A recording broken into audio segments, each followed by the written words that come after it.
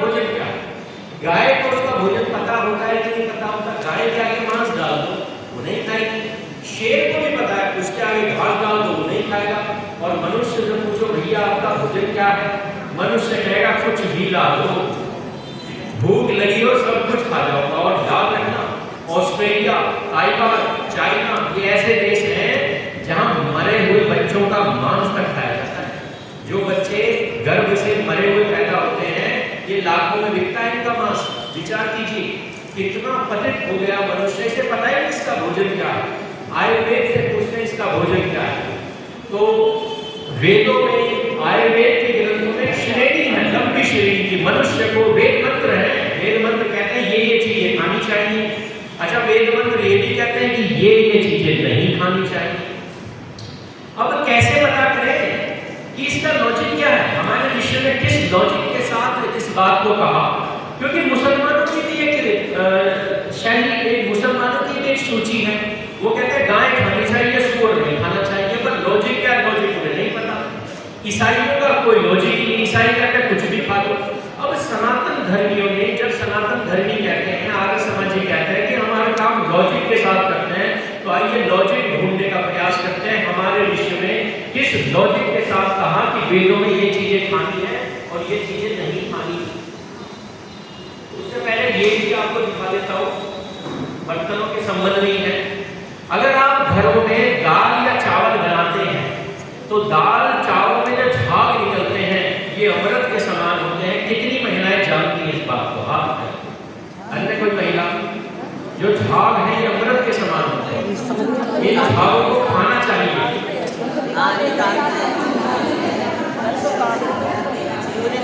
देखिए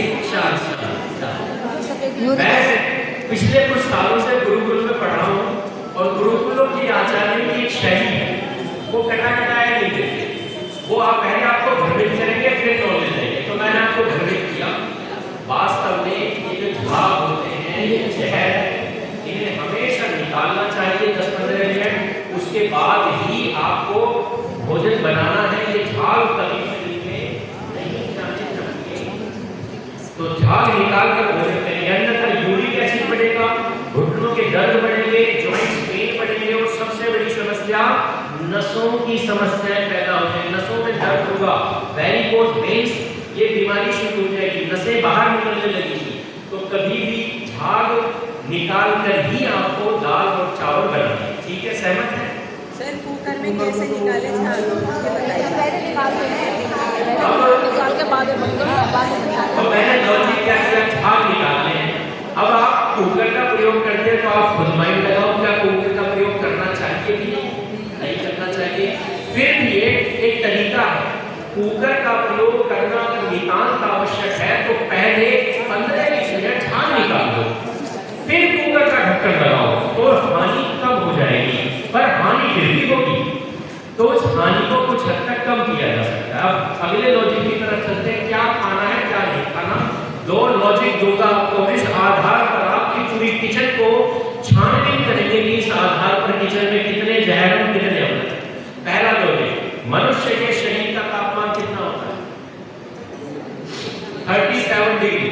तो एक लॉजिक यहां से निकल कर आता है, अगर मैं कोई ऐसा भोजन करूं जो डाइजेस्ट होने के लिए 38 डिग्री का टेम्परेचर मांगता है, तो क्या वो भोजन डाइजेस्ट हो जाएगा? हो गई। तो पहला लॉजिक, मनुष्य को वही भोजन करना चाहिए जो 37 डिग्री पर डाइजेस्ट हो जाए। परंतु बाजार में जितना भी भोजन मिल रहा है ये सब 40 डिग्री, 42 डिग्री, 45 डिग्री पर जाकर डाइजेस्ट होता है।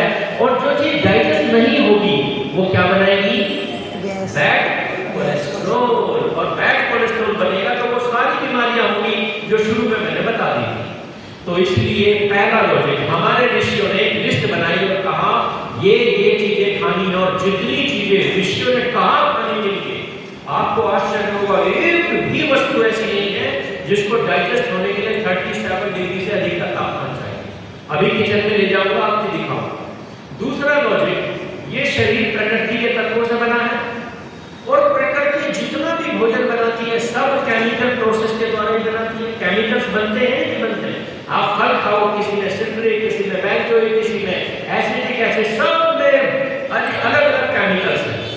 और शरीर भी प्रकृति के तत्वों से बना है। तो परमात्मा ने शरीर को इतना इंटेलिजेंटली डिजाइन किया है कि ये शरीर प्रकृति में मिलने वाले केमिकल्स को रिकॉग्नाइज कर लेता है, पहचान लेता है। और पहचान लेता है तो उन्हें डाइजेस्ट करने का तरीका भी जानता है। परंतु आपने, मनुष्य ने कुछ ऐसे केमिकल्स बना दिए जो प्रकृति में पहले कभी बने ही नहीं। और वो केमिकल्स जब आप खाओगे तो शरीर इन्हें रिकॉग्नाइज नहीं करेगा, शरीर इन्हें एलियन प्रोडक्ट समझेगा, विदेशी तत्व समझेगा, और शरीर इन्हें अपने से बाहर निकालने का प्रयास करेगा, क्योंकि शरीर इन्हें पहचान नहीं पा रहा है। परंतु आप रोज रोज खाते हो, मानते नहीं हो, तो शरीर थकने लगता है, टूटने लगता है, और इस प्रोसेस में 10 साल, 20 साल, 30 साल, 40 साल लगते हैं। और एक दिन ऐसा होता है कि हमारे शरीर के सेल्स हार जाते हैं, डेड हो जाते हैं, और इसी को मेडिकल भाषा में कहते हैं शरीर में कैंसर का बन जाना। तो शरीर में कैंसर बनने का सबसे बड़ा कारण क्या है? आर्टिफिशियल केमिकल्स, इंडस्ट्रियल केमिकल्स का सेवन करना। एक एग्जांपल से समझाता हूं। आपको प्यास लगी, आपका मन हुआ कोई एनर्जी ड्रिंक मिले, तो मैंने मौसमी का जूस पी लिया। क्या किया? एक्चुअली मैंने किया सिट्रिक एसिड। सिट्रिक एसिड जो प्रकृति ने बनाया था, मैंने पी लिया, शरीर ने इसे पहचान लिया, डाइजेस्ट कर दिया, एनर्जी रिलीज कर दी, मुझे ताकत मिल गई। परंतु एक युवक, उसे भी एनर्जी चाहिए, वो बाजार में गया, उसने कोल्ड ड्रिंक उठाई और कोल्ड ड्रिंक पी ली, और कोल्ड ड्रिंक पर भी लिखा हुआ था सिट्रिक एसिड। परंतु ये सिट्रिक एसिड मौसमी से नहीं आया था। कहाँ बना था? फैक्ट्री में बना था। तो ये शरीर पहचान नहीं पाएगा और क्या बनाएगा? कैंसर बनाएगा। तो याद रखना, जब भी हम केमिकल्स का सेवन करते हैं, 2 तरह की बीमारियां हमारे शरीर में बढ़ती हैं। पहली है कैंसर और दूसरी है हार्मोनल डिसऑर्डर। तो जितने भी थायराइड के केस दुनिया में बढ़ रहे हैं, उनके सबसे बड़ा कारण है क्या? केमिकल्स का सेवन। वो केमिकल्स या तो बर्तनों के द्वारा जा रहे हैं या फिर भोजन के द्वारा जा रहे हैं। मैंने जितने लोगों के थायराइड ठीक किए, बस एक काम किया, घर से बर्तन बदल दिए, और उन्होंने संकल्प लिया कि बाजार के केमिकल्स का सेवन नहीं करेंगे। थायराइड 3-4 महीने में अपने आप ही ठीक हो जाता है। अब इस नियम के आधार पर मैं आपकी रसोई में आपको ले चलता हूँ और आपको दिखाता हूँ क्या क्या हम खा रहे हैं जो नहीं खाना चाहिए। सबसे पहले है नमक। जानते हो, नमक अगर शुद्ध हो हमारे घरों में, तो नमक शुद्ध होने से क्या 3 बीमारियां घर में नहीं आएंगी। एक बार एक कहानी सुनाता हूँ, महाभारत की कहानी है। माँ कुंती के हाथों से भीम छोटा था तो छूट गया था, और एक पत्थर पर गिरा, पत्थर टूट गया, पर भीम को कुछ नहीं हुआ। जानते हो क्यों नहीं हुआ? क्योंकि नमक का काम होता है हड्डियों को फौलाद से ज्यादा मजबूत कर देना। और पहले समय में नमक ऐसा ही था, इसलिए हड्डियां कभी नहीं टूटती थी। दूसरी घटना सुनाता हूँ। राजीव दीक्षित जी का नाम तो सुना ही होगा। 15 साल पहले वीडियो उनका मैंने देखा। वो कहते हैं अगर नमक शुद्ध नहीं होगा ना, तो उन्होंने एग्जैक्टली 15 शब्द उन्होंने बोला कि 10 से 15 साल बाद भारत के हर गली मोहल्ले में IVF सेंटर खुलने वाले हैं। यानी कि नमक जो अगर गलत हुआ तो नपुंसकता का रोग संसार में बढ़ेगा। अच्छा, आज हर गली मोहल्ले में IVF सेंटर खुले हुए हैं कि नहीं खुले? हर जगह। दिल्ली जाने की जरूरत नहीं, अब मेरठ में ही है, और अब तो छोटे छोटे टाउन्स में भी खुल रहे हैं। तो दूसरी बीमारी आएगी अगर नमक आपका गलत है। और तीसरी बीमारी तो है ही थायराइड। अगर नमक गलत है तो हार्मोनल इश्यूज भी होंगे थायराइड। अब नमक गलत कौन सा है तो समझ लीजिए, जो समुद्री नमक या सफेद नमक हम खाते हैं, इसमें जो आयोडीन मिला हुआ होता है, ये आयोडीन नेचुरल नहीं होता, ये फैक्ट्री में बनता है और इस नमक में अलग से मिलाया जाता है। इसलिए ये आयोडीन मनुष्य डाइजेस्ट नहीं कर सकता। हाँ, सेंधा नमक गलत है। सेंधा नमक में नेचुरल आयोडीन होता है, पर डॉक्टर हमें भ्रमित यूं कहकर करते हैं, अरे सेंधा नमक में तो बहुत कम है आयोडीन, कोई फायदा नहीं होने वाला। मैंने रिसर्च पढ़ी तो मुझे पता चला वास्तव में मनुष्य को उतना ही चाहिए जितना सेंधा नमक में होता है। थोड़ा सा ही चाहिए, ज्यादा चाहिए ही नहीं। जितना दूध में है, जितना दही में है, जितना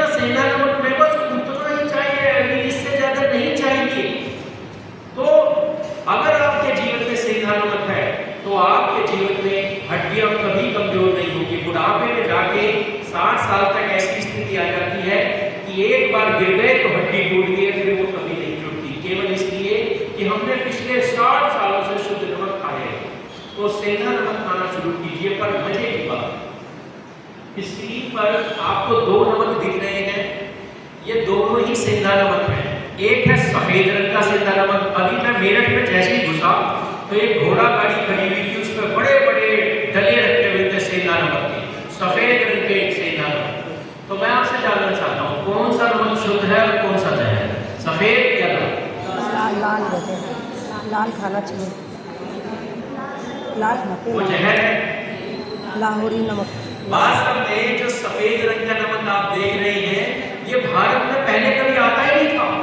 कारगिल का युद्ध हुआ, पाकिस्तान के पास एक ही चीज है, क्या? नमक, वो भी भारत का ही है।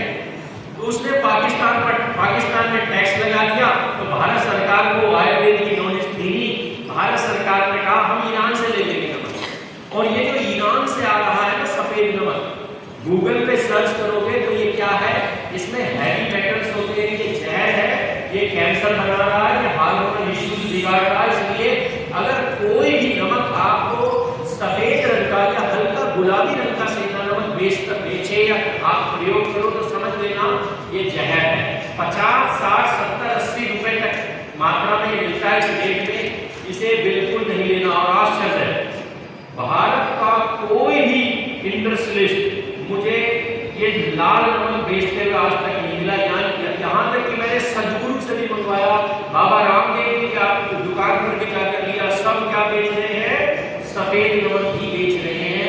इसे मत लीजिए, अरेंज कीजिए कहीं से। और लाल रंग का, गाढ़े गुलाबी रंग का सेंधा नमक अगर आप खाते हैं तो 3 बीमारियां तो अपने आप ही गायब हो जाएंगी। तो नमक बदल लीजिए। दूसरे बिंदु पर ले चलता हूँ, बिंदु पर यह है मीठा। अच्छा, मीठा खाना चाहिए कि नहीं खाना चाहिए? खाना चाहिए। डॉक्टर तो मना करता है, डॉक्टर कहता है मीठा खाओगे तो मरोगे।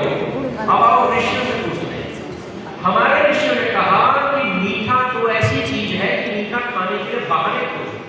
तो ऋषियों ने कहा घर में कोई मेहमान आया, मीठा खिला, वो खाएगा तो हम भी खाएंगे। अच्छा, घर में त्योहार है तो मीठा। हमारे ऋषियों ने तो ये तक कहा जो आर्य समाजी 16 संस्कार करते हैं ना, इन 16 संस्कारों को भी बिना मीठे के कंप्लीट नहीं माना जाएगा। जो हम सृष्टि डालते हैं ना उसमें भी हमने कहा ये भी पश्चाताप के लिए है, इसे पश्चाताप की कैटेगरी में ला दो तो हर कोई डालेगा।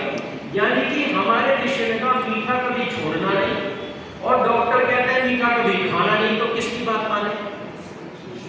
ऋषियों की। डायबिटीज हो जाएगी। मैं बताता हूँ, डॉक्टर भी सही है और ऋषि भी सही है। अब अंतर आया यहाँ पर बीच में संशय का। वो संशय क्या है समझ लीजिए। मीठा अगर आपने डाइजेस्ट कर लिया तो मीठा आपके लिए अमृत है, और मीठा आपने डाइजेस्ट नहीं किया तो वही मीठा आपके लिए क्या है, जहर। और आश्चर्य होगा आपको कि मीठा परमात्मा ने जो बनाया है, जो नेचर ने मीठा बनाया है, नेचर ने इस मीठे को डाइजेस्ट करने के लिए इसके भीतर एक तत्व डाल दिया। ये तत्व उस मीठे के भीतर है तो मीठा अपने आप डाइजेस्ट हो जाएगा। और इस तत्व को कहते हैं शीरा, मोलेसेस। अगर ये इस मोलेसेस का रंग कैसा होता है, लाल। तो लाल मीठा अगर आपके जीवन में है, यानी गुड़, यानी शक्कर, यानी लाल खांड, यानी लाल बूरा, यानी लाल मिश्री, अगर लाल मीठा है तो ये अपने आप डाइजेस्ट हो जाएगा, तो कभी डायबिटीज नहीं हो सकती। और मीठा आपके जीवन में मोलेसेस निकाल के फिल्टर करके सफेद रंग का आप खा रहे हो तो आपको बीमार होने से कोई रोक नहीं सकता। तो डॉक्टर भी सही और ऋषि भी सही। तो हमें ऋषियों की बात माननी है, मीठा कभी बंद नहीं करना, मीठा हमें बदल देना है। हाँ, जो इस मीटिंग में बैठे हुए डायबिटिक पेशेंट्स हैं, मैं उनके लिए एक बात बताना चाहूंगा। जैसे खट्टी चीजें देर से पचती हैं, मीठा भी देर से पचता है। दूसरे नंबर पर जो देरी से पचने वाला रस है वो मीठा है। तो ऐसे लोगों को जो डायबिटिक पेशेंट है मुझसे कहते हैं मीठा खाने का मन कर रहा है, तो मैं 2 कंडीशन बोलता हूँ। पहला, लाल मीठा खाना है। दूसरा, सुबह के समय खाना, रात को नहीं खाना। तो ये 2 नियमों का पालन करो और देखो डायबिटीज भी खत्म हो जाएगी। और मीठा हमारे सेल्स को ताकत देता है। 165 साल के भीष्म पितामह अगर युद्ध कर सकते हैं तो इसलिए कि वो जो खा रहे हैं वो उनके सेल्स तक को ऊर्जावान बना रहा है। और ये कब होगा? जब मीठा खाओगे। मीठा खाना बंद तो 60 साल की आयु में लाठी लेकर चलने की स्थिति आ जाएगी। इसलिए प्रत्येक वृद्ध व्यक्ति को, प्रत्येक युवा व्यक्ति को मीठा कभी बंद नहीं करना चाहिए। थोड़ी मात्रा में हमेशा मीठे का सेवन करते रहना चाहिए। सहमत? असहमत? आइए अब अगली चीज दिखा देता हूं। जो ब्राउन शुगर मिलती है लाल है, खाओ। चीनी नहीं है। अच्छा एक चीज जो ब्राउन शुगर है या खांड है, इसकी लाइफ कुल होती है 2 महीने या 3 महीने। इसमें एक मॉइस्चर होता है, गीलापन होता है, तो ये अपने आप को ही खराब करने लगता है। तो आपने देखा होगा खांड का डब्बा जब खोलोगे स्मेल आती है, तो इसलिए खांड की लाइफ 1-2 महीने है, जल्दी खत्म कर लेनी चाहिए। तो हमारे ऋषियों ने, आयुर्वेद के आचार्यों ने ट्रिक अपनाई, उन्होंने खांड को प्रोसेस किया, इसको भुना और बूरा बना दिया। बूरे की लाइफ 3, 4, 5 साल तक भी नहीं, कोई प्रॉब्लम नहीं। तो हमेशा जब भी खाओ, क्या खाओ? बूरा खाने का प्रयास करो, लाल नहीं खाओ। लाल मिश्री खाओ। जैसे दूध में कम गुण होते हैं, दही में अधिक होते हैं, मक्खन में और अधिक होते हैं और घी में सबसे अधिक होते हैं, वही नियम इस पर भी लागू होता है। गुड़ में सबसे कम होते हैं, शक्कर में उससे अधिक होते हैं, खांड में उससे अधिक होते हैं, बूरे में उससे भी अधिक होते हैं और लाल मिश्री में सबसे अधिक गुण होते हैं।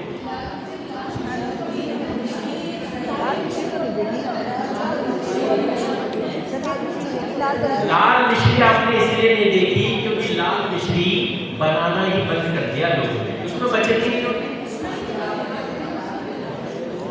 मुझसे एक छोटी सी भूल होगी, गाड़ी में सामान पड़ा हुआ मेरी, मैं लेके आता, बट अभी क्लास के बाद आपको दिखा दूंगा कि लाल मिश्री कैसे होती है। आइए अगले बिंदु की तरफ चलते हैं। दूध पीना चाहिए कि नहीं पीना चाहिए? क्योंकि इस देश के बाबा कहते हैं, बहुत सारे बाबा कहते हैं,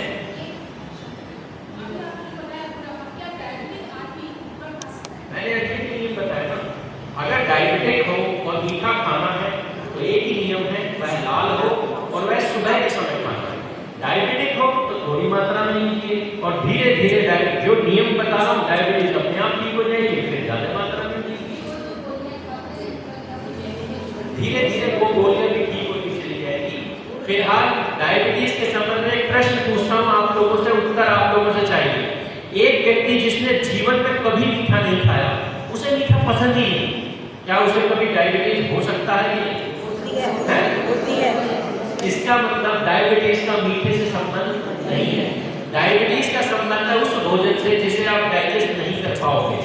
जो भी भोजन आप कर रहे हो, अगर उसने आपने उसे डाइजेस्ट कर लिया तो कभी डायबिटीज नहीं होगा। और आप नमकीन भी भोजन कर रहे हो, डाइजेस्ट नहीं हो रहा, बैड कोलेस्ट्रॉल बनेगा, तो उससे भी डायबिटीज होगी। इसलिए किसी को भी डायबिटीज है तो मीठे से मत घबराओ, बस अपनी प्रोसीजर, खाना खाने के तरीके को बदलो कि वह पूरी तरह से डाइजेस्ट हो जाए।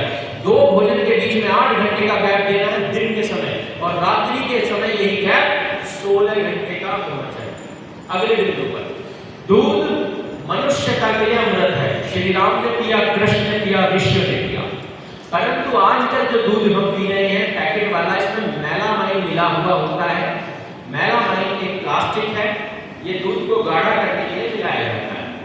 किसी भी कंपनी का दूध उठा लीजिए, हर एक में मेलामाइन है, गवर्नमेंट ने छूट दी हुई है, तो इस छूट का फायदा उठाकर लोग मेलामाइन मिलाते हैं। बंद कर दीजिए पैकेट वाला दूध। भैंस का दूध अगर पीएंगे तो आयुर्वेद में बहिष्कृत है। कारण क्या है? भैंस का दूध 37 डिग्री पर डाइजेस्ट नहीं होता और पेट का टेम्परेचर कितना है? 37।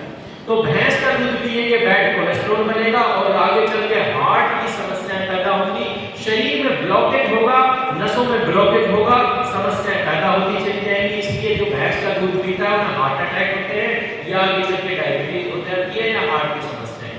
तो भैंस का दूध निषिद्ध है। गाय का दूध अमृत है, परंतु गाय भी 2 तरह की होती है। एक वो जिसकी कमर पे ऊपर निकला होता है, हम्प निकला हुआ है, ये ऐसी गाय के पेट में अमीनो एसिड्स में एक अमीनो एसिड होता है प्रोलाइन। प्रोलाइन का काम क्या होता है? गाय कुछ भी खाएगी, ये उस भोजन को प्रोसेस करने के बाद जो इस भोजन में दूषित गाय की त्वचा में डिपॉजिट कर देता है, गाय के मांस में डिपॉजिट कर देता है, और गाय के दूध तक, गाय के गोबर तक और गाय के मूत्र तक किसी भी जहरीले तत्व को नहीं भेजता। बस इसी के कारण ऋषि ने कहा गाय का दूध, गाय का गोबर और गाय का अमृत क्या बन गया? अमृत बन गया। और गाय का मांस क्या बन गया? जहर बन गया। वहीं जो जर्सी नस्ल की गाय है, जिसकी कमर बिल्कुल फ्लैट होती है, जिसके पेट में हिस्टीडाइन नाम का एक अमीनो एसिड होता है, जो उसी जहरीले तत्व को पकड़ता है और दूध में भेजता है, मूत्र में भेजता है, गोबर में भेजता है। बस इसी कारण अगर आप जर्सी गायों की गौशाला के पास से गुजर रहे हो तो आपको नाक बंद करनी पड़ेगी, इतनी बदबू आती है। तो जर्सी गायों का दूध अगर आप पी रहे हैं या किसी भी गाय का दूध पी रहे हैं जिसके बारे में आप श्योर नहीं हैं कि ये देसी गाय का है, तो वह दूध मस्तिष्क के रोगों को बढ़ाता है, छोटे बच्चों में मानसिक रोगों को बढ़ाता है। एक तो उदाहरण देके समझा देता हूँ। मेरे पास कुछ बच्चे, कुछ पेरेंट्स अपने बच्चों को लेकर आए कि ये हमारे बच्चे दांत बहुत किटकिटाते हैं, 10-12 साल के होंगे और दांत किटकिटाते रहते हैं। मैंने उनकी भोजन में से केवल एक चीज फाइंड की कि ये जर्सी गाय का दूध पी रहे हैं, वो मैंने बंद करवा दिया, 2 महीने में ठीक हो गया। एक बालक हकलाता बहुत था, 2 महीने में उसका हकलाना छोड़ दिया। जर्सी गाय का दूध मानसिक तंत्र से, हमारे मस्तिष्क से संबंधित बीमारियों को पैदा करता है। वहीं अगर आप देसी नस्ल के गाय का दूध पिएंगे तो ये हमारी बॉडी को डिटॉक्स करता है, बॉडी को साफ बनाता है, भोजन को पचाने में मदद करता है। पर नियम यही था कि गाय का दूध रात्रि के समय सोने से आधा घंटा पहले ही आपको सेवन करना। सहमत है? अब एक अगली बीमारी के बारे में समझ लीजिए। इस मीटिंग में कितने सदस्य हैं जिन्हें शरीर में, नसों में, मांसपेशियों में कहीं भी कोई दर्द महीनों से, वर्षों से? उन दर्द के बारे में नहीं पूछ रहा हूं कि कल चोट लगी है यहां पे दर्द होता, वो नहीं। मैंने ऐसे लोगों को देखा जिन्हें 20 साल से कमर दर्द है। मैं उनसे पूछता हूँ कमर दर्द है, आप इसके बारे में क्या सोचते हो? तो वो कहते हैं इसकी आदत पड़ गई है, हमने एक्सेप्ट कर लिया, अब इसी के साथ जीना है। तो याद रखना, शरीर में कहीं भी मांसपेशियों के, नसों के दर्द होते क्यों, इसे समझ लीजिए। शरीर की जब वायु बढ़ती है, शरीर की जब वायु बिगड़ती है तो वायु का काम क्या होता है? शरीर को रूखा बनाना। मैंने बताया था ना, शरीर रूखा हो गया। जब शरीर रूखा होगा तो नसें रूखी होंगी, मांसपेशियां रूखी होंगी, और जब नसें और मांसपेशियां रूखी होंगी तो ये दर्द पैदा करती हैं। तो आयुर्वेद कहता है दर्द से बचना है तो बस एक काम करना है, शरीर को प्राकृतिक स्निग्धता देनी है। और प्राकृतिक स्निग्धता होती है तेलों में। अगर आप रिफाइंड तेल खा रहे हो, वनस्पति घी खा रहे हो, आप राइस ब्रांड तेल खा रहे हो, सूरजमुखी का तेल खा रहे हो, आप सोयाबीन का तेल खा रहे हो, आप पाम ऑयल खा रहे हो, तो ये दर्द कभी नहीं जाएंगे, धीरे धीरे बढ़ते चले जाएंगे। आयुर्वेद कहता है अगर आप पीली सरसों का तेल खाते हो, मूंगफली का तेल खाते हो, अगर आप बादाम का तेल खाते हो, नारियल का तेल खाते हो, मूंगफली का तेल खाते हो, तिल का तेल खाते हो, तो ये दर्द धीरे धीरे कम होते चले जाएंगे। बस मौसम के अनुसार इन तेलों का सेवन करना है। पीली सरसों 12 महीने कर सकते हैं, नारियल का तेल गर्मियों में करना है, मूंगफली का, तिल का और बादाम का सर्दियों में करना है। और तेल के बारे में नियम समझ लीजिए, तेल जिसे त्वचा पर लगाया जा सकता है सिर्फ उसे ही खाया जा सकता है, और जो तेल खाया जा सकता है सिर्फ उसे ही त्वचा पर लगाया जा सकता है। ये नियम। रिफाइंड तेल त्वचा पर मसाज कर सकते हो क्या? तो खाते क्यों? और ये जितने बाजार के डाबर काल तेल है, इसे त्वचा पर मसाज करते हो, क्या इसे खा सकते हो? तो याद रखना,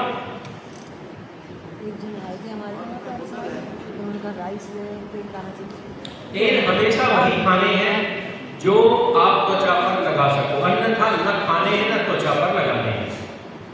तेल का एक गुण और है, तेल अमृत है अगर वो एक बार गर्म हुआ, एक बार गर्म होना चाहिए। अगर 2 बार गर्म कर दिया तो जहर बन जाएगा, और 3 बार कर दिया तो महाजहर बन जाएगा। तो तेल एक ही बार गर्म होना चाहिए। और किस समय वो गर्म होता है? तेल गर्म कब करते हो? जब खाना बनाते हो। और खाना बनाने से पहले ही अगर आपने तेल गर्म कर दिया, जब तेल आपके घरों में आता है ना, वो पहले से गर्म होकर आता है, क्योंकि वो लोहे की मशीनों से निकलता है। तो ये तेल जहर है, ये आपकी वायु को बढ़ा रहा है। भूल से भी इस तेल का सेवन नहीं करना है। जो तेल लकड़ी की मशीन से निकाला जाता है, सिर्फ उसी तेल का सेवन करना है। तेलों के बारे में डिटेल में जानकारी लेनी है तो ये मूवी है, साउथ इंडिया वालों ने बनाई है। भारत के लोग तो बस उल्टी सीधी फिल्में बनाते हैं, उत्तर भारत के बॉलीवुड, साउथ इंडिया वालों ने तेल पर मूवी बनाई है। जमाना इसे देख लो, यूट्यूब पर फ्री में मिल जाएगी। तेल के बारे में सारी जानकारी यहाँ पर दी है। जो तेल मैंने बताया नहीं खाने चाहिए, तेलों में सबसे खतरनाक तेल जानते हो कौन सा है? Palm oil. पाम ऑयल, इसकी कीमत होती है 30 रुपए लीटर और इसमें रंग नहीं होता, इसमें गंध नहीं होती। तो याद रखना, इस तेल को दुनिया के सभी तेलों में मिलाकर बेचा जा रहा है। और ये तेल अगर आप डायरेक्ट खाओगे तो 6 महीने में मृत्यु निश्चित। आप हर चीज में पाम ऑयल डालो, मृत्यु निश्चित है। 6 महीने में हार्ट अटैक आएगा ही आएगा। अच्छा, भारत में पाम ऑयल बनाने वाली सबसे बड़ी कंपनी कौन सी? एशिया में सबसे बड़ी कंपनी, छोटी कंपनी।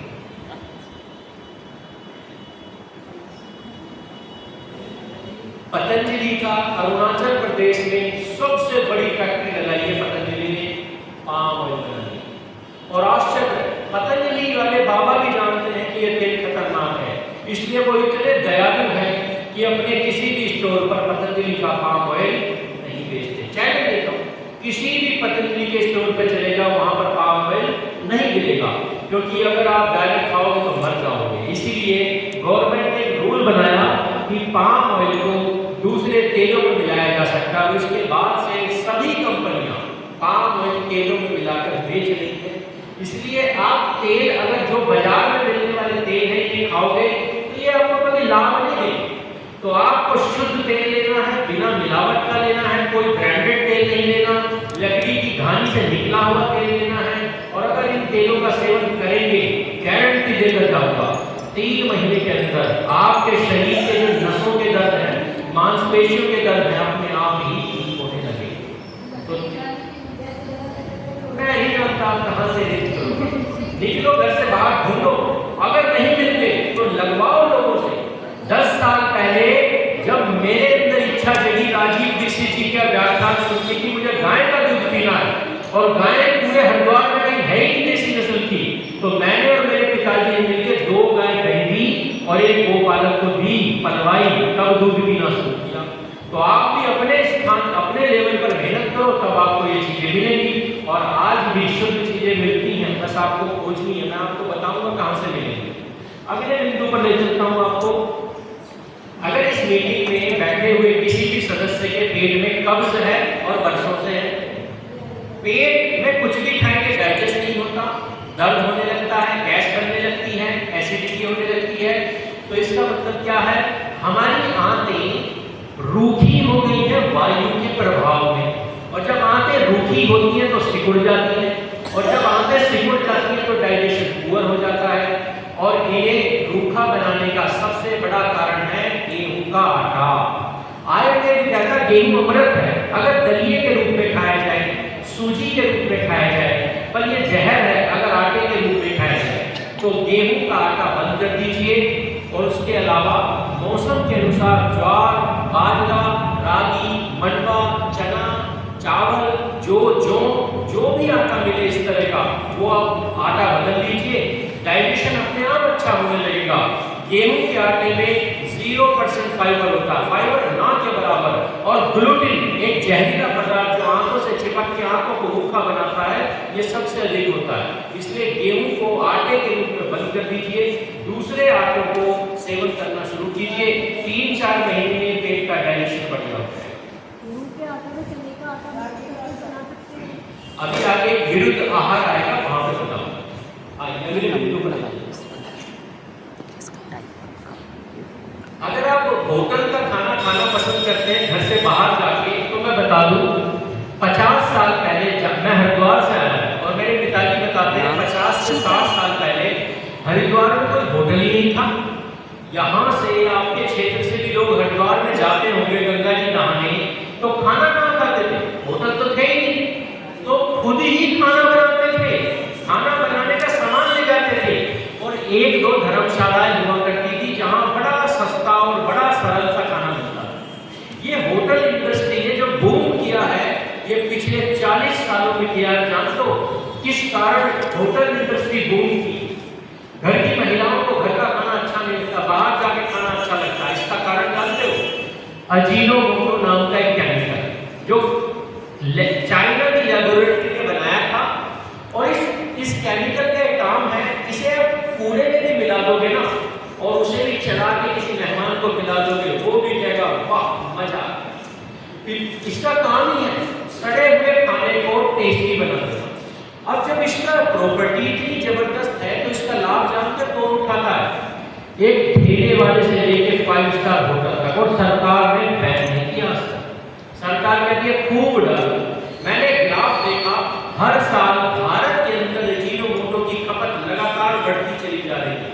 और अजीनोमोटो का काम है हार्मोनल इश्यूज को बढ़ाना, पुरुषों के अंदर स्त्रियों के गुण, स्त्रियों के अंदर पुरुषों के गुण, हार्मोनल इम्बैलेंस, महिलाओं के भीतर मेंसेस की प्रॉब्लम, पुरुषों के भीतर नपुंसकता की समस्या किस कारण आ रही है? इसी अजीनोमोटो के कारण आ रही है। बंद कर दीजिए बाहर का भोजन करना, घर का कीजिए, वरना बाहर हर चीज में अजीनोमोटो है और सरकार की इसमें कोई मनाही नहीं है, सब खुलकर डाल रहे हैं। दूसरी चीज, एक रिपोर्ट मैंने पढ़ी, ब्लड कैंसर और पेट के कैंसर का सबसे बड़ा कारण है सोडियम लॉरियल सल्फेट, एक ऐसा केमिकल जो सुबह सुबह टूथपेस्ट के द्वारा शरीर में जाता है। टूथपेस्ट जैसे ही जीभ पर टच होगा, जीभ इस सोडियम लॉरियल सल्फेट को सोख लेती है, सीधे ब्लड में जाएगा, ब्लड कैंसर बनाएगा। तो बंद कर दीजिए सुबह सुबह टूथपेस्ट का प्रयोग करना। आयुर्वेदिक किसी भी अच्छी कंपनी का दंत मंजन, इसकी आदत अपने बच्चों को बनाइए, क्योंकि लगातार 20-30 सालों तक जब हमारे बच्चे इस केमिकल का सेवन करेंगे तो आगे चलकर एक न एक दिन कैंसर जरूर शरीर में बनेगा। ये बासी भोजन अगर आप अनजाने में खा रहे हैं, जैसे वर्किंग कपल्स हैं या किसी भी कारणवश आप बासी भोजन खा रहे हैं, सुबह का भोजन शाम, शाम का भोजन अगले दिन सुबह, तो बासी भोजन शरीर 5 तरह से शरीर में वायु बिगड़ती है। उसमें से एक विशेष तरह की जो वायु बिगाड़ता है वह बासी भोजन। और जब बासी भोजन आप खाते हैं तो नसों की कंपन शुरू हो जाती है, हाथों का यूं कांपना, पैरों का यूं कांपना, चलते समय लड़खड़ाना, और आगे चलकर डॉक्टर कहते हैं इस व्यक्ति को पार्किंसन नामक बीमारी हो गई। मैं हरिद्वार में रहता हूँ, 3 लोगों से मैं मिला हूँ जिन्हें पार्किंसन है, एक की मृत्यु हो चुकी है, 2 अभी भी स्ट्रगल कर रहे हैं। तो याद रखना, बासी भोजन ये अक्सर उन फैमिलीज में ज्यादा होता है जब वर्किंग कपल दोनों काम करने जा रहे हैं, ताजा भोजन बनाने का समय नहीं है, एक बार बनाया शाम अगले दिन वही चल रहा है। तो बासी भोजन करने की आदत को बंद कर दीजिए। विरुद्ध आहार, ये बड़ा इंपॉर्टेंट पॉइंट है, याद रखिए। आप और पैसे खर्च करते हैं, अच्छा भोजन खरीद कर लाते हैं, न्यूट्रिशियस भोजन, परंतु आपको यही नहीं पता कि वह भोजन किसी दूसरी अच्छी वस्तु के साथ मिल जाएगा तो जहर बन जाएगा। जैसे आपने शहद और घी दोनों अच्छी क्वालिटी के लिए खाए, अलग अलग अमृत है, पर अगर मिला के खा लिया तो क्या बन जाएगा? जहर। इसीलिए नमक और दूध अलग अलग खाओगे तो अमृत, और मिला के खाओगे तो जहर बन जाएगा। इसीलिए घी और दही एक साथ खाओगे तो जहर बन जाएगा। और जो मायोनीज, सुना है मायोनीज सॉस होती है, आजकल मॉडर्न माताओं की, आलसी माताओं की फेवरेट डिश है। बच्चे कहेंगे मम्मी मजा नहीं आ रहा खाने में, 2 चम्मच निकाल के दाल में मिला देगी, सब्जी में मिला देगी, अब उसी चीज को बच्चा खा जाएगा। तो माँ सोचेगी भाई ये तो जादू की चीज है, बच्चा हर चीज खा रहा है। पर याद रखना, मायोनीज दुनिया का सबसे बड़ा जहर है, क्योंकि इसमें विरुद्ध आहार है। मायोनीज बनती है सिरके से, दूध से, नमक से। तो बंद कर दीजिए मायोनीज खाना, खिलाना अपने बच्चों को। अगर आप फल तो अमृत है, परंतु अगर फल मिक्स करके खाते हैं, केला भी खाया, पपीता भी खा लिया, साथ में अमरूद भी खा लिया, तो याद रखना ये जहर है। आयुर्वेद विशेष रूप से नाम लेकर बताता है कुछ फलों के बारे में कि इनका कॉम्बिनेशन तो घातक है, घातक। पर यूं समझ लीजिए, लॉजिक समझ लीजिए, किसी के भीतर सिट्रिक एसिड, किसी के भीतर एसिटिक एसिड, किसी के भीतर बेंजोइक एसिड, किसी के भीतर कुछ और एसिड, और ये जब फ्रूट्स मिलते हैं आपस में तो रिएक्शन करते हैं। इसलिए आयुर्वेद कहता है फल अगर खाने हैं तो एक बार में एक तरह का फल खाना है, मिक्स फ्रूट चाट बना के खाओगे तो आगे चल के आपके शरीर में प्रॉब्लम्स पैदा होने लगेंगी। और हमेशा भोजन सीजनल ही खाना चाहिए। आजकल गर्मियां चल रही हैं, अच्छा सच्चाई के साथ बताओ, इस मीटिंग में कितने लोग हैं जिनके घरों में अपनी गोभी बची है? शिमला मिर्च इस समय, मटर, गाजर, बीन्स, है ना? तो याद रखना गैस बनना कभी बंद नहीं होगा। माइग्रेन, साइटिका, स्पॉन्डिलाइटिस, कमर के दर्द, ये सारी बीमारियां क्यों आती हैं? जब आप सर्दियों की सब्जियां गर्मियों में खाती हैं, और भूल से भी मौसम के हिसाब से ही भोजन करना है। और जानते हो हमारे जो नवरात्रे आते हैं, नवरात्रों का मतलब क्या होता है? नवरात्रों पर कितनी देवियों की पूजा करते हैं हम? 9। वास्तव में नवरात्रों का रूप ही बिगाड़ दिया हमने। नवरात्रे किसी देवी की पूजा करने के लिए नहीं थे। नवरात्रे आयुर्वेद का त्योहार है। नवरात्रे कब आते हैं? जब मौसम बदलता है। और नवरात्रे हमें बताते हैं कि अब मौसम बदल रहा है, अब भूल से भी पुराने मौसम का भोजन नहीं करना। अब अक्टूबर में आएंगे, तो अक्टूबर में जब नवरात्रे आएंगे तो हमें ये सूचित करेंगे कि अब गर्मियों का खाना बंद कर दो। अभी हम क्या खा रहे हैं? लौकी, तोरी, टिंडा, मूंग की दाल, ये तो खा रहे हैं। तो अक्टूबर के बाद ये सारी चीजें बंद कर देनी है, और फिर गर्मी देने वाली चीजें, सर्दियों में खाई जाने वाली चीजें खानी है, जैसे गोभी, मटर, गाजर, बैंगन, उड़द, ये सारी चीजें खानी है। इसी तरह जब मार्च में आएंगे फिर से हमें भोजन बदलना है। तो इस समय जो भी सदस्य सर्दियों वाला भोजन कर रहे हैं उनके शरीर में गैस बनेगी, और समझ ही नहीं आएगा उन्हें कि मेरे साथ ऐसा क्यों हो रहा है। तो भूल से भी ऐसा ना करें, ऋतुओं के अनुसार ही आपको भोजन करना चाहिए। मसालों के बारे में आपको बता देता हूं। आप किसी भी एडवर्टाइजमेंट को देखो मसालों के, चाहे एवरेस्ट का हो, एमडीएच का, एक ही थीम लेकर आते हैं, क्या हमारे मसाले डालोगे तो टेस्टी बनेगा खाना। टेस्ट के ऊपर कोई बात की आज तक किसी ने? और मसालों का संबंध स्वास्थ्य से, टेस्ट की बात ही की। तो याद रखना, बदलते हुए मौसम में या बरसात के मौसम में हमेशा हर एक भोजन में अजवाइन का सेवन करना है। क्यों? क्योंकि बदलते मौसम में कफ बढ़ता है, एस्थमा बढ़ता है, नजला जुकाम बढ़ता है, और अजवाइन इसी के विरुद्ध कार्य करता है। इसलिए अजवाइन हमेशा आपको डालना है। बरसात के मौसम में जो पकौड़े खाते हैं, अजवाइन के पकौड़े वो इसीलिए खाते हैं। तो अजवाइन हमेशा बदलते मौसम में और बरसात के मौसम में हमेशा खानी चाहिए। अच्छा, कौन सी सब्जियां ऐसी जिसमें अजवाइन डालना आवश्यक है? अरबी, मूली क्यों डालते हैं इसमें? क्यों डालते हैं? क्योंकि अगर बिना अजवाइन के डालोगे तो गला खराब हो जाए। हाथों काटते समय हाथों में जिस चीज से भी चिड़चिड़ाहट लगे उसमें हमेशा अजवाइन डालते हैं। तो अजवाइन एक लॉजिकली डालने वाला मसाला है, जो कि किसी भी चीज में नहीं डालना, सोच समझ कर डालना। इसी तरह मेथी डालना और कलौंजी क्या करती है?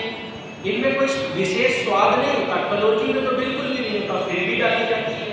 मसालों के भीतर कलौंजी के बारे में कहते हैं कि ये अनेकों बीमारियों को ठीक कर सकता है, परंतु मुझे नहीं लगता इस मीटिंग में बैठी है कोई महिला घर में कलौंजी प्रयोग भी करती है। अगर करती है तो अचार में डालते हैं। अचार में डालते हैं। कलौंजी को हर सब्जी और हर दाल में चुटकी भर डालना है। करती क्या है कलौंजी? नॉर्मली आप जो दाल बनाते हैं, सब्जियां बनाती हैं, विशेष रूप से सर्दियों की सब्जी और दालें, ये गैस बनाती है। इनका गुण है, सर्दियों की सब्जी गैस बनाएगी और दालें हमेशा गैस बनाती हैं और कलौंजी और मेथी इस गैस की शत्रु हैं। तो जब भी कोई दाल बनाए हमेशा चुटकी भर कलौंजी, चुटकी भर मेथी जरूर डालें, ठीक है जी। अच्छा, गरम मसाले,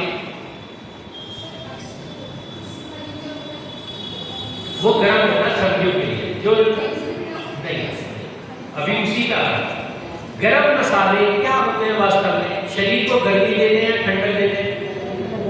तो गर्मियों में खाने चाहिए क्या, परंतु हम फिर भी खाते हैं, क्यों? क्योंकि हमने टीवी देख देख कर यही सीखा है, इसे डालेंगे तो स्वाद बढ़ेगा।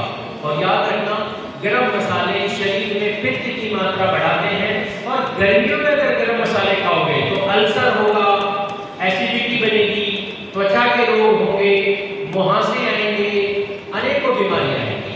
तो आयुर्वेद कहता है गर्मियों में मसाले प्रयोग करो। आश्चर्य है, इस देश में एक भी कंपनी ऐसी नहीं है जिसने गर्मियों के लिए अलग से मसाला निकाला हो। आपको घर में बनाने पड़ेंगे खुद। तो 4 मसाले ऐसे हैं जो ठंडे होते हैं, धनिया, जीरा, सौंफ और इलायची। इन चारों का स्वाद के अनुसार एक कॉम्बिनेशन बनाओ और देखो अनेकों बीमारियां ठीक होने लगी। गर्मियों में हमेशा ठंडे मसालों का आपको प्रयोग करना है। खड़े होकर अगर आपने भोजन किया तो हर्निया या एपेंडिसाइटिस नाम की बीमारी होगी। खड़े होकर कोई एक चीज जो आप जानते हो कि उसका सेवन कर सकते हैं, इलायची भी छोटी इलायची ठंडी होती है, छोटी बड़ी वाली कंपैरेटिवली कुछ गर्म होती है, हरी वाली ठंडी। अच्छा, दूध खड़े होकर पीना है या बैठ कर पीना है? खड़े होकर। अच्छा, जो दूध की डेंसिटी है, जो दूध की लिक्विडिटी है, ठीक ऐसे ही छाछ की भी होती है, नहीं होती है? तो छाछ खड़े होकर पीना है कि बैठकर? अच्छा, जूस कैसे पीना है? फिर दूध ही क्यों खड़े होकर पीना? आपको जान के आश्चर्य होगा, एक भी पुस्तक संसार में ऐसी नहीं है आयुर्वेद की जहां लिखा हो कि दूध खड़े होकर पीना। पता नहीं, मुझे भी समझ में नहीं आया कहां से दुष्प्रचार हो गया। हमेशा आयुर्वेद में हर जगह लिखा हुआ है कि बैठ कर ही भोजन करना है, बैठ कर ही किसी भी लिक्विड को ग्रहण करना है, खड़े होकर नहीं करना। जब आप खड़े होकर पीते हो और आपने सिप करके नहीं किया, तेजी से पी लिया, तो ये प्रेशर, ये हमारे आंतों में जाकर प्रेशर देता है, जिससे हर्निया नामक प्रॉब्लम पैदा होती है। और आपने कुछ भी खाते पीते अगर चहलकदमी की, वॉक करी, लंबी वॉक, खा रहे हैं लोग, ऐसी जगह पे सैंडविच खा रहे हैं और वॉक कर रहे हैं, तो हर्निया या एपेंडिसाइटिस की प्रॉब्लम होगी। इसलिए घर में एक हैबिट बनाइए कि बैठकर पालथी मारकर ही भोजन करें। इमरजेंसी हो तो कुर्सी पर बैठा जा सकता है, पर खड़े होकर ना तो कभी खाना खाएं और ना कोई भी लिक्विड, किसी भी तरह लिक्विड का सेवन करें। सहमत है? आगे बढ़े। अब जो पॉइंट है, ये सबसे इंपॉर्टेंट पॉइंट है, इसका नाम है सुपर फूड। एक ऐसा भोजन जिसे मनुष्य को कभी नहीं छोड़ना चाहिए। कितना ही महंगा हो, खरीद लो, घर में इसका सेवन करो। ऋषियों ने कहा महामानव बनना है तो दिव्य भोजन करना ही पड़ेगा। सामान्य भोजन तो सामान्य लोगों के लिए है, पर महामानव बनना है, चक्रवर्ती सम्राट बनना है, स्वास्थ्य की पराकाष्ठा को प्राप्त करना है, तो ये दिव्य भोजन आपके जीवन में होना चाहिए। पहला दिव्य भोजन, देसी नस्ल की गाय का बिलोकर निकाला गया घी। इसका काम जानते हो क्या है? अच्छा, यहाँ सारे आदमी समाजी हैं, हम रोज घी को अग्नि में डालते हैं। घी का काम है, ये जैसे ही अग्नि के साथ मिलता है उस वातावरण को सुगंधित बना देता है, प्रदूषण मुक्त कर देता है। और इस पेट में भी जठराग्नि जल रही है। इसलिए आयुर्वेद कहता है अगर इस शरीर से सभी बीमारियों का नाश करना है तो क्या करना होगा? इस जठराग्नि पर घी डालना होगा। घी और अग्नि अगर मिल गए तो इस पूरे शरीर की बीमारियों को ठीक कर सकते हैं। घी भारत में कभी भी स्वाद के लिए नहीं खाया जाता था। घी हमारे ऋषि इसलिए खाते थे ताकि शरीर स्वस्थ रहे। शरीर के भीतर जितने भी टॉक्सिन्स हैं, जितने भी जहरीले तत्व हैं, घी का काम है इन सबको बाहर करना। मैंने आपको थोड़ी देर पहले बताया था 90% बीमारियां शरीर में वायु के प्रकोप के कारण होती है, और ये वायु क्या करती है, शरीर को भीतर से रूखा कर देती है, और इसी रूखेपन के कारण चेहरे पर झुर्रियां आती हैं, इसी रूखेपन के कारण मांसपेशियां रूखी और सिकुड़ने लगती हैं, कमजोर हो जाती हैं, इसी के कारण आंखें भी कमजोर होती हैं। और आयुर्वेद कहता है 90% बीमारियां अगर अपने आप ही ठीक करनी है तो क्या करो, शरीर को नेचुरल स्निग्धता यानी चिकनाई दो, और वो चिकनाई होती है देसी नस्ल की गाय के भिगोकर बनाए गए घी में। तो घी एंटी एजिंग प्रॉपर्टी रखता है। अगर घी का आप सेवन करते हैं, शुद्ध घी का, तो आयु धीरे धीरे आगे बढ़ती है, तेजी से आगे नहीं बढ़ती, और 100-150 साल तक भी शरीर में बल बना रहता है। इसलिए घी का सेवन कभी नहीं छोड़ना। कितना घी खाना चाहिए? बताता हूँ। अच्छा मुझे बताओ, जब उपवास होता है हमारे जीवन में, हम उपवास करते हैं तो उस समय अन्न खाते हैं क्या? क्यों नहीं खाते? उपवास का उद्देश्य क्या है? शरीर को डिटॉक्स करना। और अन्न में क्या होता है? जहरीले तत्व होते हैं, अन्न में तमस होता है। इसलिए हमारे ऋषि कहते हैं कि अन्न कभी कभी बीच में नहीं खाना चाहिए, पर हाँ अन्न खाना भी चाहिए, क्योंकि अन्न में एक ऊर्जा होती है जो भूख नहीं लगने देती, शरीर को प्रोटीन की पूर्ति कराती है, मिनरल्स होते हैं, न्यूट्रिएंट्स होते हैं, तो अन्न रोज खाना भी है। परंतु अन्न खाने से शरीर में प्रदूषण बढ़ता है, इसलिए हमारे ऋषियों ने कहा, एक अल्टरनेटिव दिया, एक विकल्प दिया कि जब भी अन्न खाओ हमेशा घी डालकर खाओ।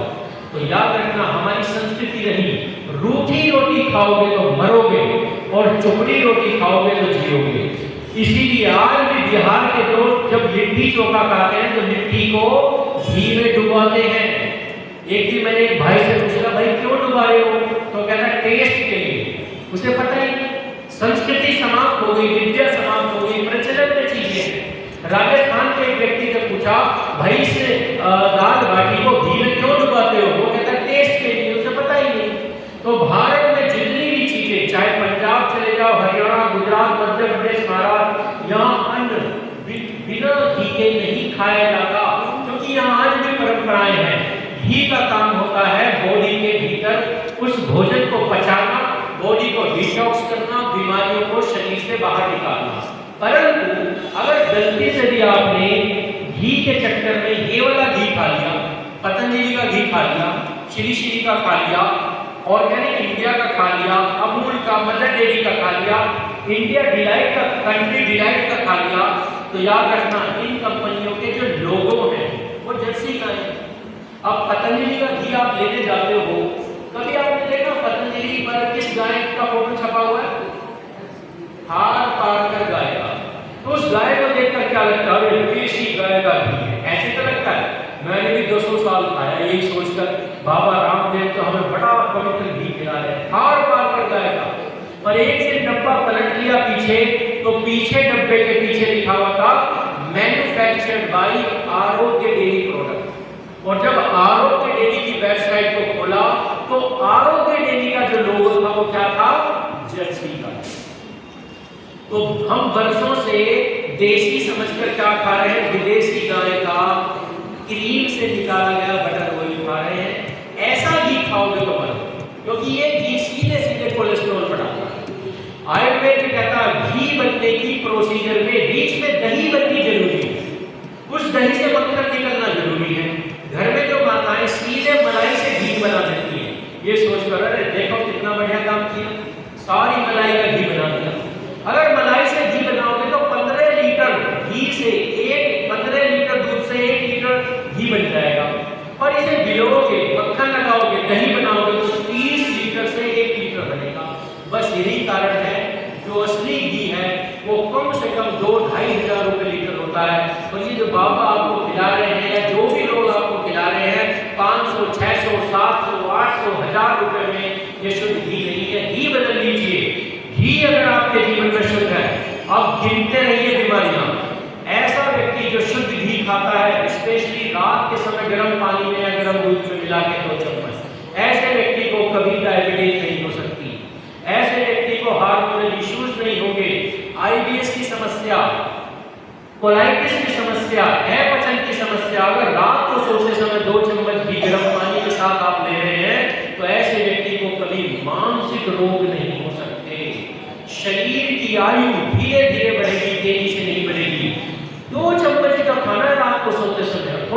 भोजन में मिला के करके देखिए, कोलेस्ट्रॉल कभी नहीं बढ़ेगा। कोलेस्ट्रॉल तभी बढ़ता है जब आप घटिया घी खाते हैं, घटिया तेल खाते हैं। तो घी क्या है? वास्तव में एक सुपर फूड है। जितने न्यूट्रिएंट्स दुनिया में पाए जाते हैं, ये सारे न्यूट्रिएंट्स एक वस्तु में मिलते हैं, वो है मिश्री। पुराने समय में गर्भवती महिलाओं को मिश्री खिलाई जाती थी। मैं गलत तो नहीं कह रहा?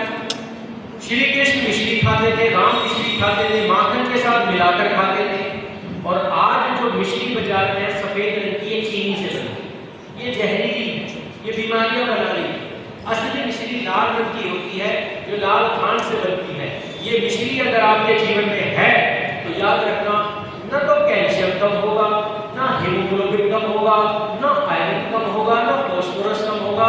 यूं कहूं, संसार के सारे न्यूट्रिएंट्स इस लाल मिश्री में है। कहीं से भी ढूंढो और सुबह के समय मिश्री का पाउडर बनाकर घी में मिलाकर थोड़े से चावल मिलाकर अगर खाना शुरू कर दिया तो ये वही है डाइट जो आप खाते तो नहीं हो, हवन में चढ़ाते हो मीठे के रूप में। मीठे भात आपको पता ही नहीं, ये है सुपर फूड। और हमारी माताएं अपने बच्चों को क्या खिला रही है? हॉर्लिक्स बॉर्नवीटा, जिसमें सोयाबीन का प्रोटीन होता है जो डाइजेस्ट नहीं होता। हमारे ऋषियों को पता था बच्चों के लिए सुपर फूड क्या है? मीठे भात। तो मीठे भात उन्होंने कहा हवन में भी डालो, ताकि तुम याद रखो कि हाँ मीठे भात कितने पौष्टिक हैं। पर हमने वो खाने बंद कर दिए। मीठे भात अगर खाए भी जाते हैं तो बस संसार में आर्य समाज ही खाते हैं, वो भी हवन के बाद कितने से वो भी इसलिए ही बच गए। अगर नहीं बचेंगे तो नहीं खाएंगे। तो मीठे भात गर्भवती स्त्रियों को, अपने घर के बच्चों को, बड़ों को, बूढ़ों को थोड़ी मात्रा में हर रोज देना शुरू करो। गारंटी देता हूँ न्यूट्रिशन की शरीर में कोई कमी नहीं आएगी। और जितने न्यूट्रिशन इस लाल मिश्री में लगभग उतने ही नारियल में होते हैं। फलों का राजा नारियल है। पौराणिक लोग नारियल फोड़ते हैं मंदिरों में। क्यों? देवताओं को क्या चढ़ाते हैं? जो सबसे पवित्र हो। इसलिए नारियल को फोड़ो तो खा लो। नारियल कच्चा हो, पका हुआ हो, जैसा भी हो, डेली खाना शुरू कर दो। शरीर में कभी किसी मिनरल की कमी नहीं आएगी। अच्छा, एक सब्जी ऐसी है जो 100 साल तक भी खराब नहीं होती। कौन सी है? घरों में बड़े सम्मान के साथ रखी जाती है। पुराने नए में नहीं, पुराने घरों में तो रस्सी में बांध के लटका भी देते थे। याद आया? पुरानी महिलाओं को याद आया? हाँ, जो कद्दू होता है ना, इसे रस्सी में बांध के लटका दिया करते थे। 50 साल पुराना कद्दू, 10 साल पुराना कद्दू खराब ही नहीं। इसमें कुछ ऐसे केमिकल पाए जाते हैं जो वायरस पनपने नहीं देते, जो बैक्टीरिया पनपने नहीं देते। इसीलिए ये इतना पवित्र है, इतना पवित्र है कि इसे हम लंगरों में खाने लगे, भंडारों में खाने लगे। साउथ इंडिया में एक दिन गया तो साउथ इंडिया के लोग इसे फोड़ते हैं नारियल की तरह। वो कहते हैं पवित्र है, पर उन्होंने भी खाना बंद कर दिया। तो याद रखना, केवल भंडारों में खाने के लिए कद्दू नहीं होता। सप्ताह में 1 या 2 बार घर में जिस व्यक्ति के घर में कद्दू की सब्जी बनती है, उस घर के लोगों को पेट के इन्फेक्शन नहीं होते। तो आपके बच्चों के पेट में कीड़े कभी नहीं होंगे, आपके पेट में कभी दर्द नहीं होगी, गैस नहीं बनेगी, डाइजेशन पूरा नहीं होगा। तो इसलिए कद्दू को खाना शुरू कर दीजिए। अच्छा, किसी भी तरह का कद्दू, चाहे हरा हो, चाहे लाल हो, चाहे सफेद पेटा हो, ये सब तीनों कद्दू की फैमिली है।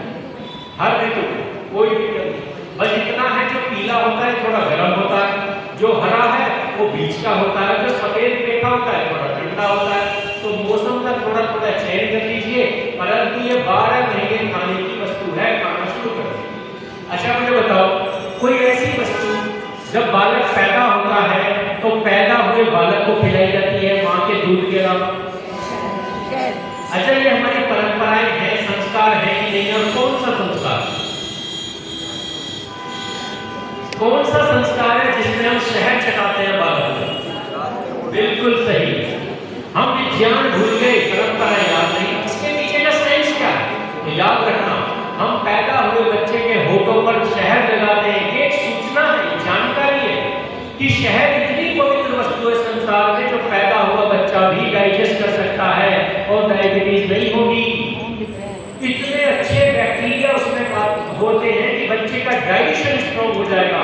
और जो बच्चे बचपन से शुद्ध शहद खाते हैं उन बच्चों को कभी कफ की समस्याएं नहीं होती। पहले बच्चों को कभी इंजेक्शन नहीं लगाए जाते थे क्योंकि शहद खाते थे। अब तो बाजार में मिलने वाले किसी भी शहद को खा लो, सब लेबोरेटरी के टेस्ट फेल हो चुके हैं। तो शुद्ध शहद कहीं से अरेंज करो और घर में बच्चों को भी बड़ों को भी 1 चम्मच शहद देना शुरू करो। ये सुपर फूड है, खाना शुरू कर दीजिए। सारे